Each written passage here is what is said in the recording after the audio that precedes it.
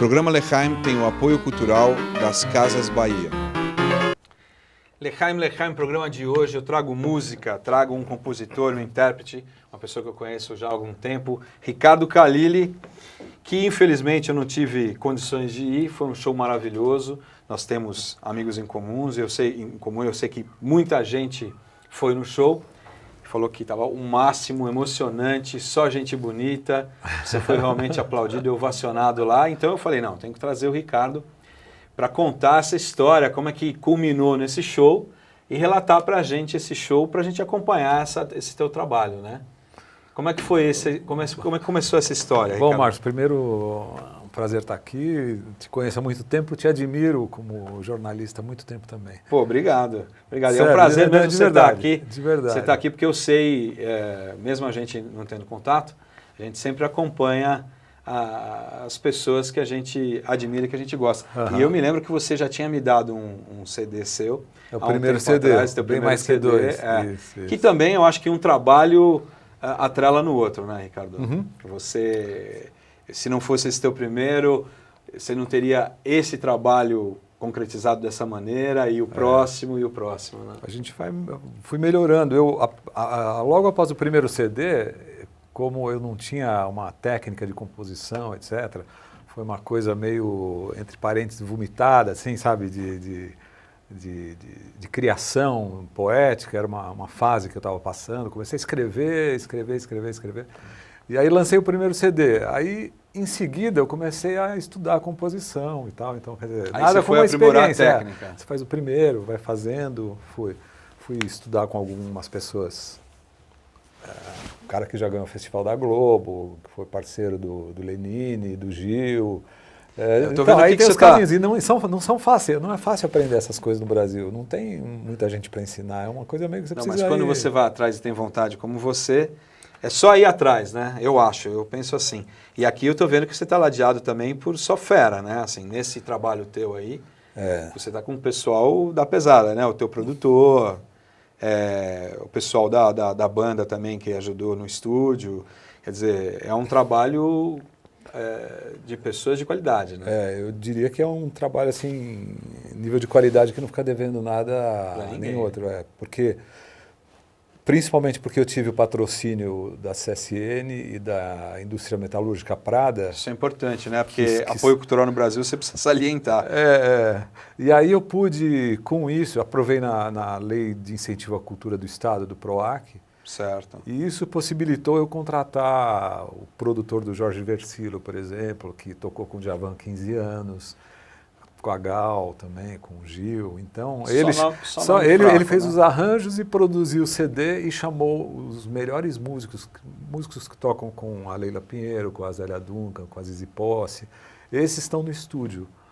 Foram para o estúdio e então a qualidade, em geral, é boa em tudo. E eu tive que malhar também do meu lado para fazer frente a... E outra, você vê esse pessoal de fera vindo te apoiar, você que é o centro da atenção e o dono do CD e da composição, imagina a responsa, né? É muita responsa.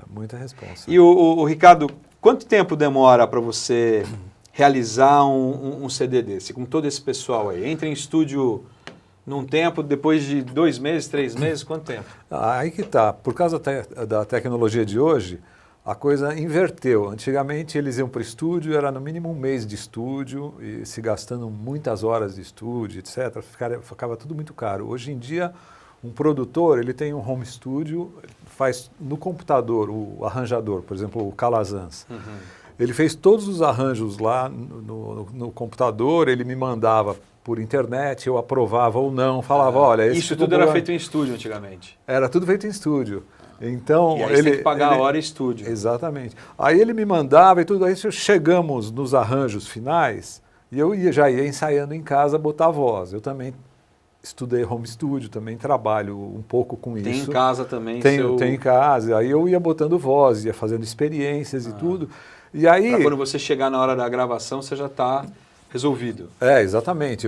Ou pelo menos está bem encaminhado e ainda precisando da direção do Calazans no estúdio, lá na cabine também, porque de repente você faz uma coisa exagerada que não pega bem, então você precisa de uma direção vocal. né, que ele que fez também. Mas, respondendo a tua pergunta, depois que os arranjos estão prontos, ele imprime a partitura do baixista, do baterista, do violão acústico, violão elétrico, do teclado, e já está tudo também feito no computador dele. Então, é gasto um tempo muito maior fora do estúdio que no estúdio. No estúdio, os Você músicos em 3 dias são músicos que leem tudo à primeira vista. Então eles passavam 1, 2 vezes, na terceira já gravava. Matava. Eles gravaram cada um na sua sala, mas ao vivo, juntos, né? Então essa parte instrumental foram 3 dias. Mas para mim botar voz em 12 músicas, eu corri muito. Consegui botar 11 vozes em 2 dias. Que é muito, né? Que é muito. Emperrei falando sério lá, não sei, já estava cansado e tudo. Fui para um 3º dia. Depois mais 5 dias de mixagem no estúdio, mais ou menos, vamos dizer que 15 dias. E antes isso era trabalho de 2 meses. 2 meses. Eu comecei a ler também um livro de um produtor americano, que chama Phil Harmonium, um dos bambambãs, fez o CD do Sinatra, duetos do Sinatra, etc. Ele começou a mostrar lá que os músicos, tem muitos que vão para o estúdio que não sabem nem o que vão fazer.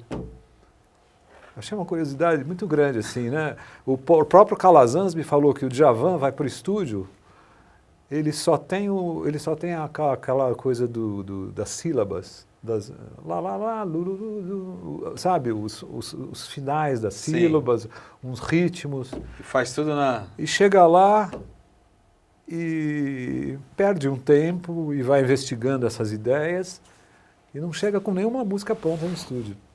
É muito interessante. Muito louco. Muito louco. A gente imagina que a coisa é feita de uma maneira muito mais elaborada, né? Exatamente. O Bob Dylan que chega... De repente o perfil do cara é esse, né? Tem cara que de repente não consegue, né? Às vezes você vê bandas aí que ficaram... Rolling Stones, não teve? Alugou uma mansão não sei aonde, passou um mês, fez na França. Fez um álbum na época. Fez um álbum, saiu de lá um álbum. Vai saber, né? Cada um tem seu... Por isso que é interessante quando a gente tem a oportunidade de conversar e perceber esse processo no intérprete e no compositor, como a gente está fazendo com você, né? E essa musicalidade, Ricardo, da onde surgiu? Quem foi que você ouviu cantando e falou assim, pô, cara, isso é legal fazer. Esse cara é demais. Eu vou tocar violão, eu vou cantar... Olha, isso aconteceu depois que eu já tocava violão. Na verdade, eu comecei a tocar violão por influência... influência não, via na vizinhança alguém que tocava violão e tal. Eu pedi para minha mãe para ter aula de violão com 11 anos e tal. Aí fui ter aula, só aprendi Roberto Carlos durante 2 anos, aí parei de tocar, voltei, tive... Tua mãe falou, você vai tocar violão se você tocar Roberto Carlos. Não, ela me levou na que tinha no bairro, que era a irmã da professora de dança da minha irmã. E aí eu, entre idas e vindas, passei por alguns professores, parava, voltava, mas com 19 anos eu conheci aquele cantor americano Jim Croce. O meu irmão trouxe uma fita cassete dos Estados Unidos, acho que era 75, sei lá. E aí eu fiquei apaixonado, e no ano seguinte eu fui para os Estados Unidos, comprei um songbook, e aí comecei a pegar nossa... Em cima dele. E aí, de carona nele, na música folk americana, James Taylor, Paul Simon, eu comecei a decorar músicas, e aí formei a minha primeira banda, que tocava naqueles bares daquela época, Vitória, Clydes...